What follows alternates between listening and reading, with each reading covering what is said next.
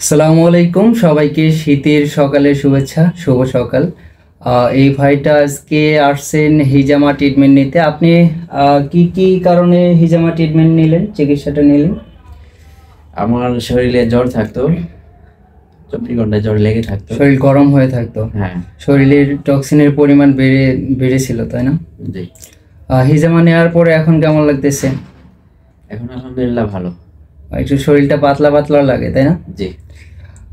ঠিক আছে, ইনশাল্লাহ। উনি আসছে শেরপুর থেকে, তাই না? জি। আপনার বাসা কি জামালপুরেও? আমার বাসা জামালপুরে, ইসলামপুর থানা।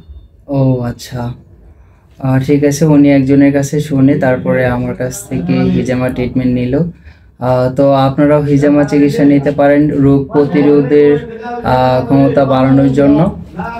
এছাড়া বাতের ব্যথা, চর্মরোগের এই ধরনের সমস্যার কারণে হিজামা ট্রিটমেন্ট নিতে পারেন। সবাইকে ধন্যবাদ। আসসালামু আলাইকুম।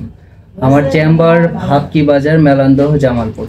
আসার আগে অবশ্যই ফোন করে জানিয়ে আসবেন।